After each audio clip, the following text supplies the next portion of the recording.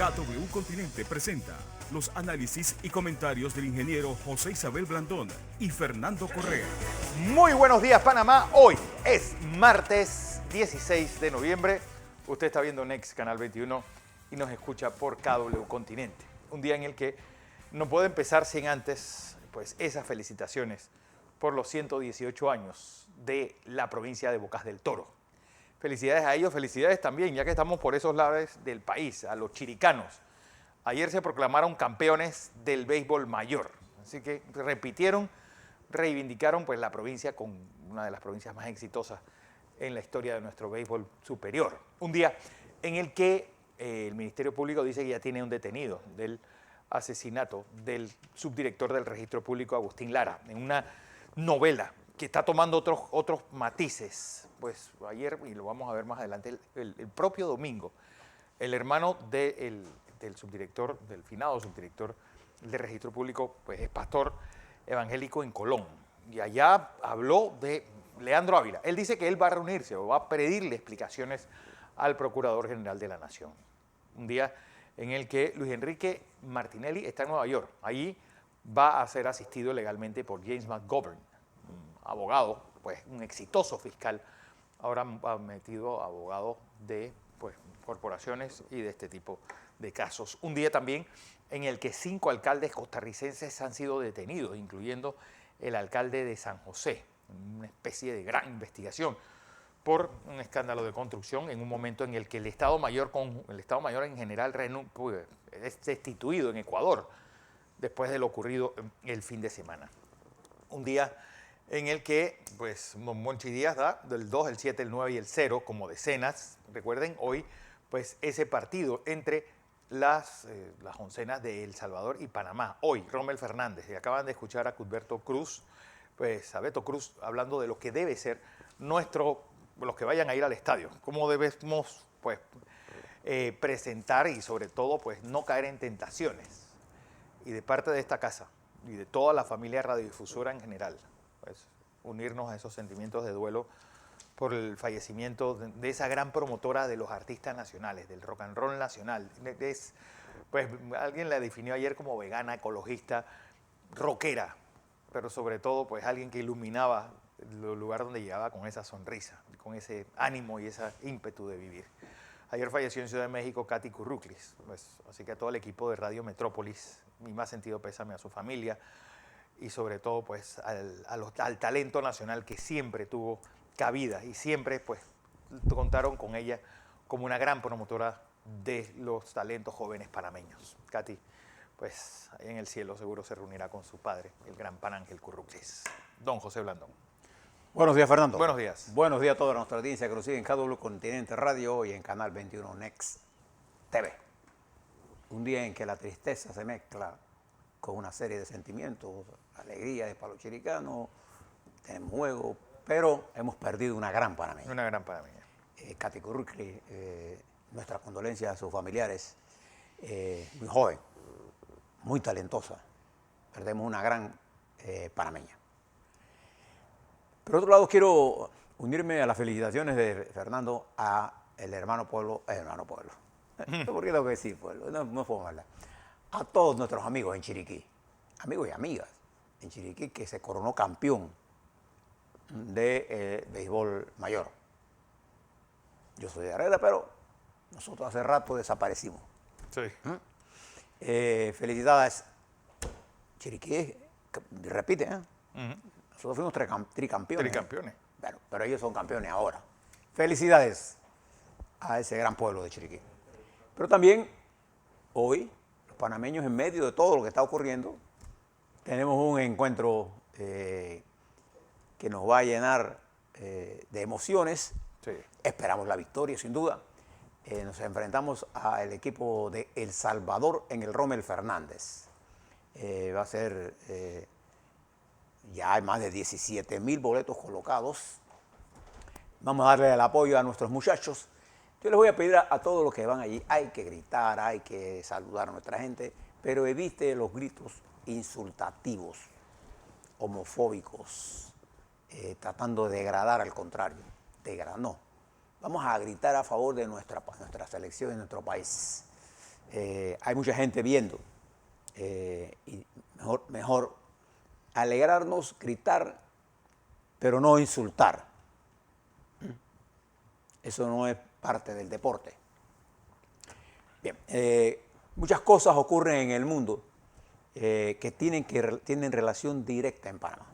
Voy a traerle una porque de ello estamos hablando continuamente en este momento. El problema de la seguridad ciudadana. Sí. Y comienzo por Ecuador. Usted debe saber, usted debe escuchar el discurso del presidente Lasso, Guillermo Lasso, en el día de ayer, Fernando, que de una forma dramática, pero dramática, dijo que él asumiría personalmente la dirección de la guerra contra el narcotráfico. Porque destituyó, aunque dicen que renunció, a Jorge Cabrera, que era el jefe del Estado Mayor, que era almirante, y lo sustituyó por Orlando Full, que es un general, era un vicealmirante, en el medio de una de las crisis más profundas que vive la seguridad de Ecuador. ¿Y por qué eso se ha agravado? Sin duda alguna, por los efectos de la enfermedad, la COVID-19, sí. Pero el fondo del problema ha sido la transformación de Ecuador de ser un país de paso del tráfico de drogas a convertirse en un país procesador de la droga, en donde los carteles del mundo, decía el presidente Lasso, los carteles del mundo, no estoy hablando de un solo cartel, los carteles del mundo están operando con recursos, con armas, con penetración en las estructuras de las fuerzas de seguridad, de la sociedad en general, con mucho dinero, y que el presidente lleva una guerra ahora que la ha hecho personal, porque se está perdiendo el control. En las cárceles, lo que hay, la pelea que usted está viendo en la cárcel es la que hay en el resto del país. Y esto viene de hace varios años. Y el presidente ayer anunció una serie de medidas, algunas que intentó aplicar el señor Lenín Moreno, que está más interesado en pelear con Correa que en resolver los problemas de Ecuador. Bueno, el Guillermo Lasso ayer asume la conducción en medio de una situación grave que hay en Ecuador y que ha motivado asesinatos, el poder del narcotráfico en particular, y otras organizaciones criminales dedicadas a otras actividades criminales. Esto profundiza la crisis que además de ello genera el COVID, que genera la inflación, que genera la pobreza y que genera una deuda externa impresionante, a pesar de ser Ecuador un país de extraordinarios recursos. Y le ha dificultado estos primeros meses porque el presidente no controla el órgano legislativo. Y él ahí es una minoría. Está él ahora mismo desarrollando quizás una de las luchas más cruentas. Bueno, en los últimos días más de 190 personas muertas en las cárceles. 60 solo el fin de semana. En las masacres, porque ni siquiera... Un masacre. Y en la gente que muere en la frontera, en la selva. Ecuador ha sido asaltado por los grandes carteles, señala el presidente. Bueno, y la gran pregunta es, él decretó un estado de excepción, y es si el ejército puede actuar dentro del país en un estado de excepción. Es el debate que hay hoy día en Ecuador. ¿Y qué va a hacer el ejército? Es decir, porque el problema de meter a militares en estos asuntos es que termina pues, haciendo una guerra civil, pues, de alta o de baja intensidad, pero al final es muertos en calle. Y fíjese, le hablo de esto porque uno de los temas asociados a todo este problema del narcotráfico es la corrupción. Es la corrupción. Y que además es el debilitamiento de la institucionalidad. En el caso de Costa Rica, donde ayer detienen a 5 alcaldes, 4 de esos alcaldes son del Partido de Liberación Nacional, involucrados en temas de corrupción. Este es el poder local. Entonces, ¿qué es lo que sucede? Cuando el ciudadano común ve esto, entonces siente más temor. Y ahí es donde el ceder espacio al crimen organizado, usted lo puede ver como, bueno, se están matando entre ellos. No, no, no.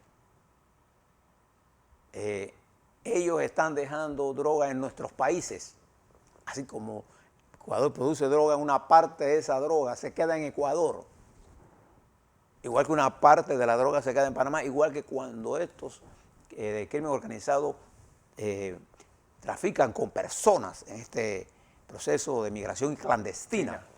Una parte pasa por Panamá, pero otros se quedan por allí.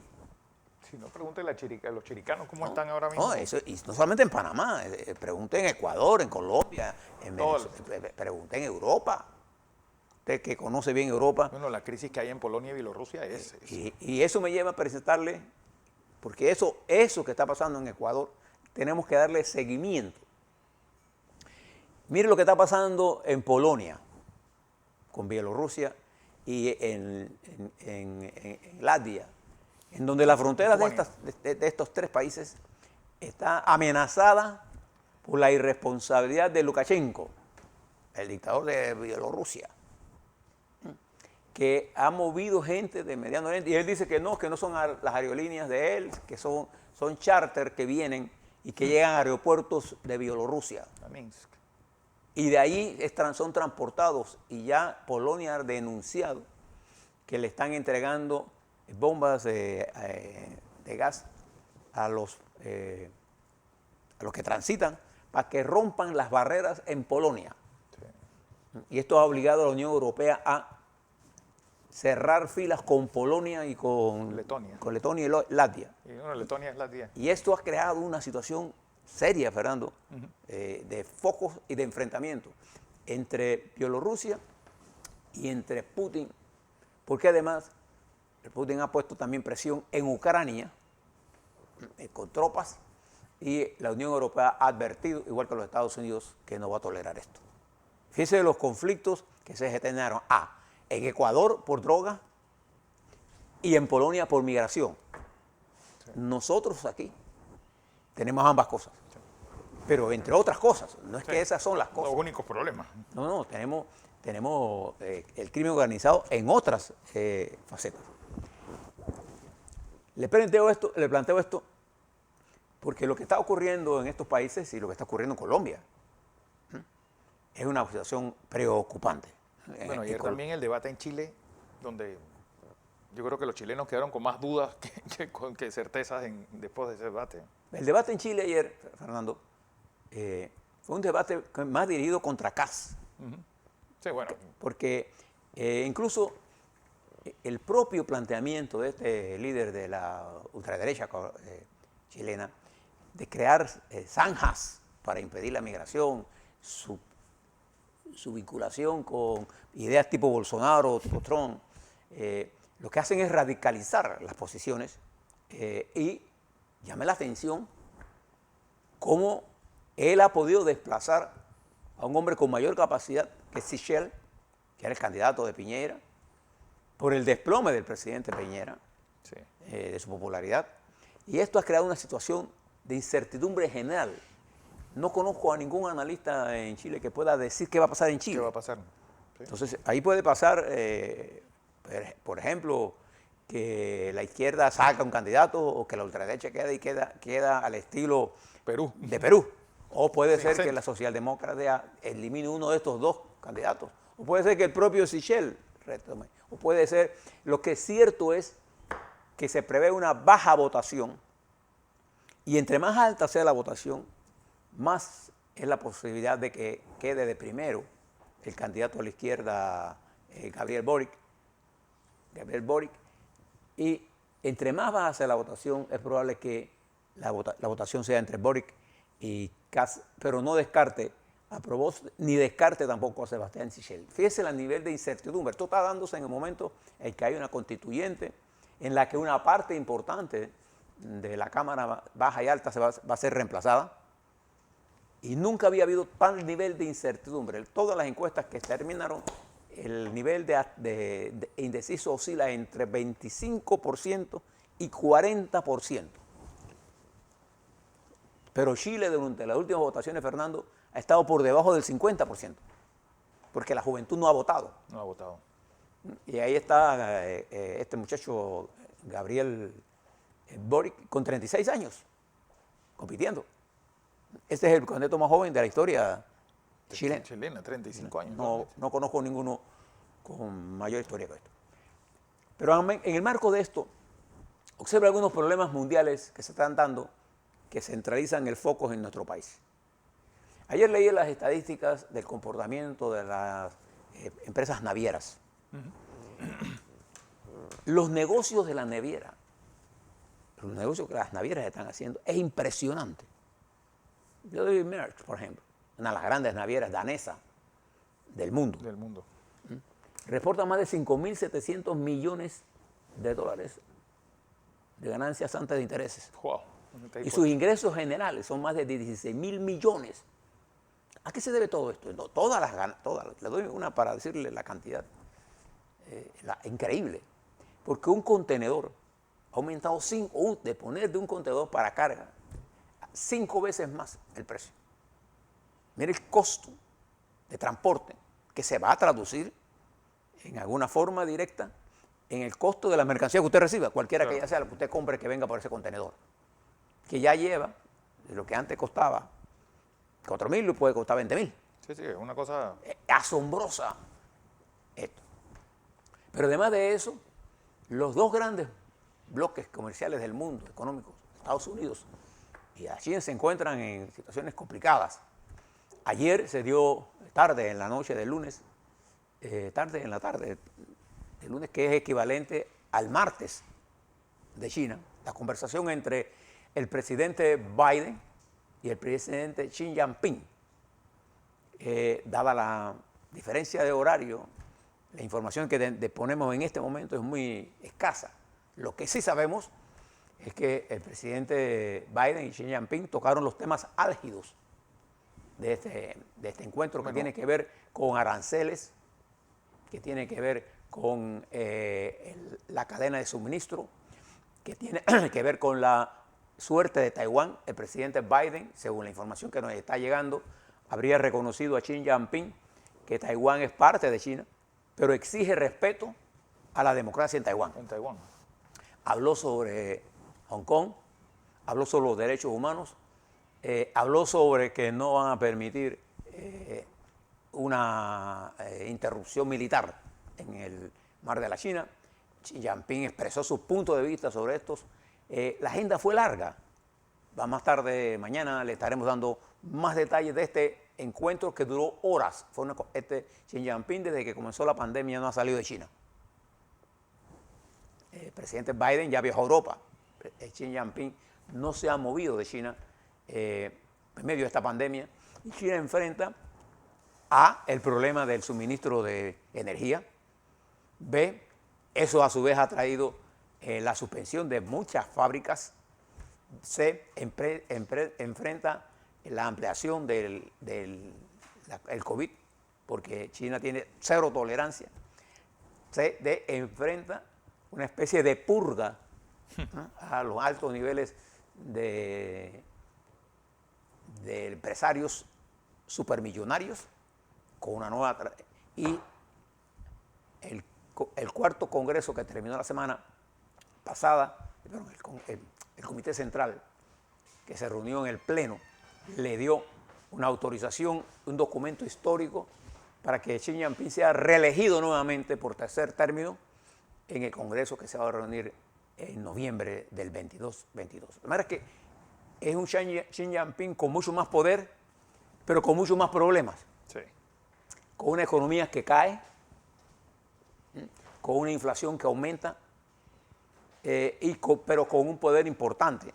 El papel de China en el mundo se ha elevado, y los Estados Unidos, Biden fue a esa reunión debilitado internamente, a pesar de que él firmó la ley antes de hablar con Xi Jinping de infraestructura por 1.3 trillones de dólares, con la presencia de republicanos y demócratas, que fue condenada la presencia de republicana por el expresidente Trump. Enfrenta una crisis interna de credibilidad e enfrenta una crisis interna del COVID. Y enfrenta un ataque permanente del crimen, las masacres en los Estados Unidos están al orden del día.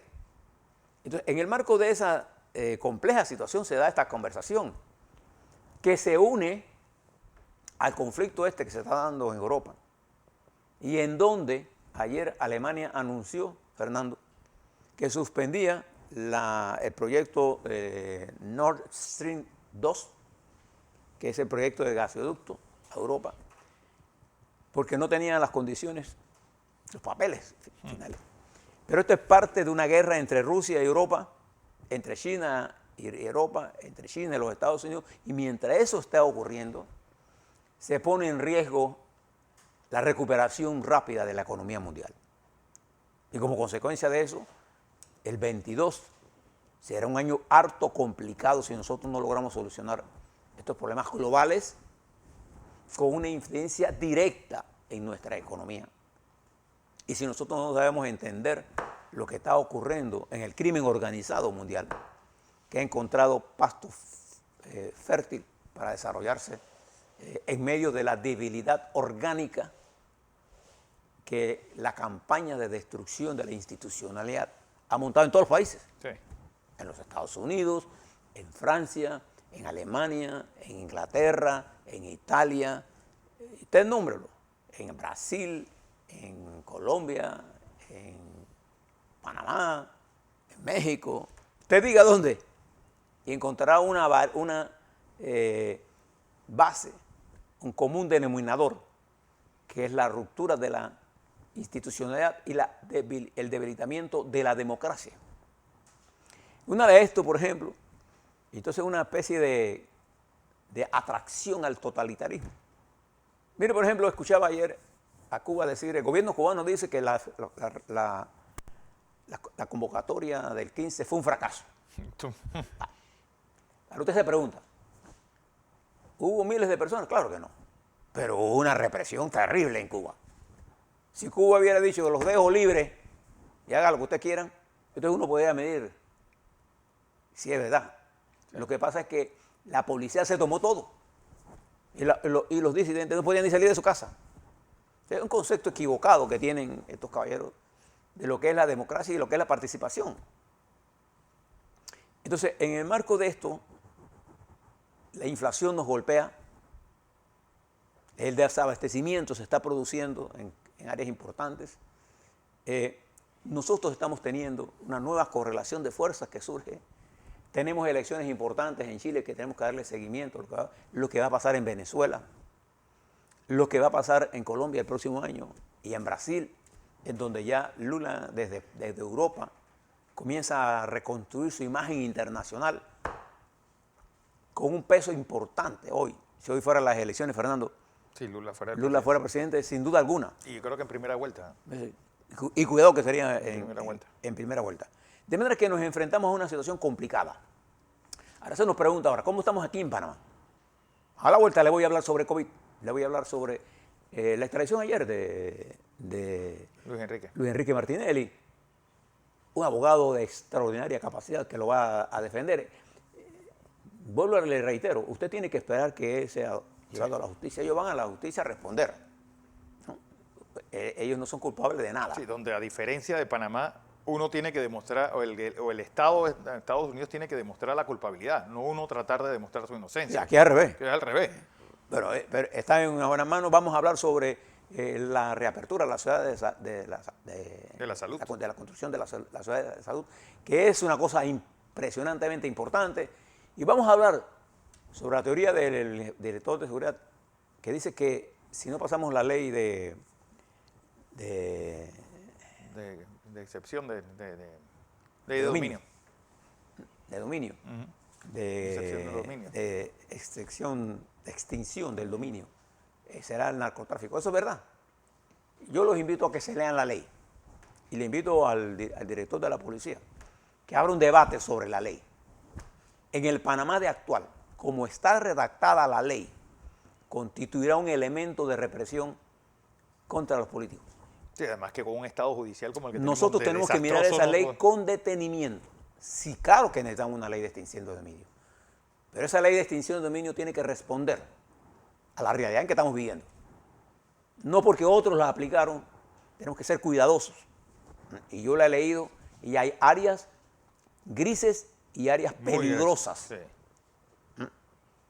Bien. A la vuelta a eso y muchas cosas más. Y sobre todo, Fernando, desearle éxitos a nuestra selección.